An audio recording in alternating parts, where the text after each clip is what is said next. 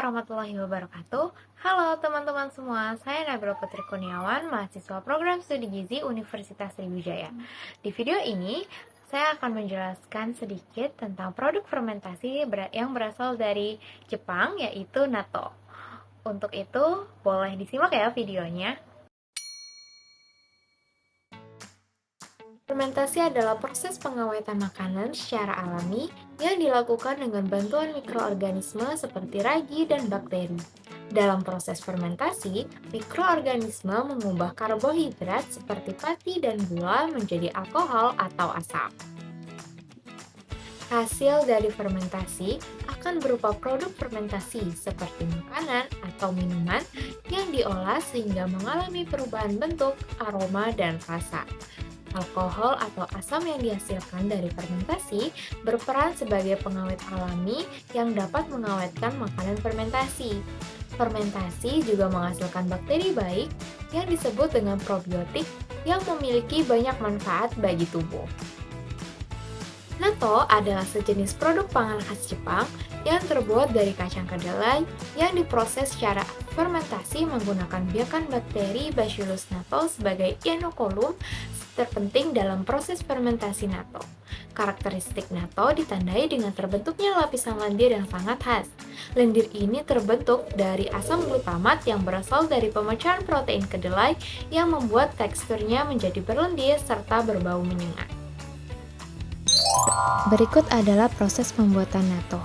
Proses pembuatan natto dimulai dari perendaman kacang kedelai dengan air bersih selama 1 malam. Setelah 1 malam, rendaman kacang kedelai akan mengeluarkan busa dan bentuknya lebih besar dari awalnya karena menyerap air.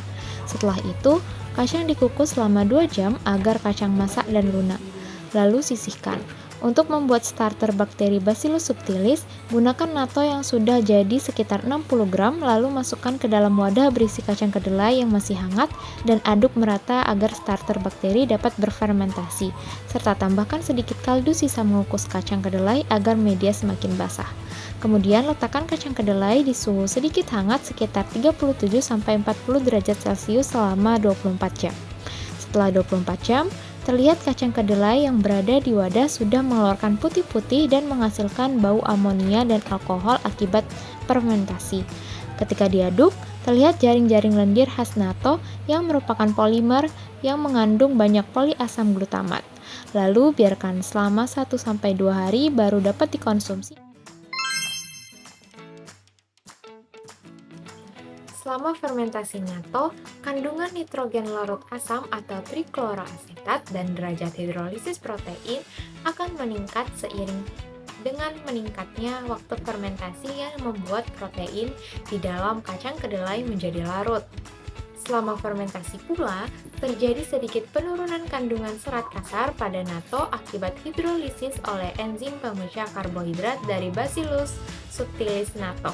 Aroma dan rasa natto dipengaruhi oleh penguraian protein yang ada di dalam kacang kedelai, sehingga menyebabkan kenaikan pH karena penguraian hidrolisa protein menjadi komponen yang lebih sederhana yaitu asam amino dan penguraian lebih lanjut terbentuk amonia.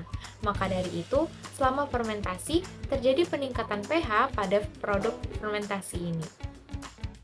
Adapun tahapan reaksi fermentasi natto dimulai dari bakteri Bacillus subtilis yang memecah protein kedelai menjadi asam glutamat.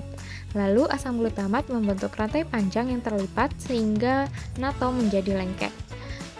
Setelah itu, penguraian protein kedelai menyebabkan kenaikan pH.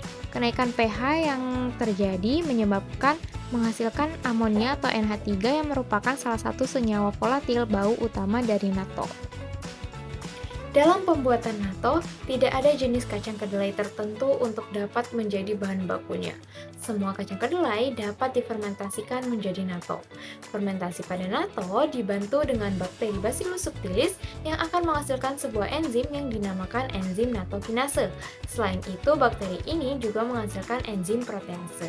Enzim nattokinase bermanfaat bagi kesehatan, di mana enzim ini bekerja sebagai enzim fibrinolitik yang berfungsi untuk membuka gumpalan darah yang tersumbat akibat penggumpalan darah, sehingga aliran darah dapat menjadi lancar kembali. Natto sangat bergizi dan mempunyai berbagai manfaat kesehatan, antara lain memperkuat tulang, jantung yang lebih sehat, dan meningkatkan sistem kekebalan tubuh. Zat probiotik pada natto berfungsi mencegah pertumbuhan bakteri berbahaya dan dapat meningkatkan produksi antibodi alami. Zat ini juga dapat mengurangi risiko infeksi dan dapat membantu seseorang pulih lebih cepat.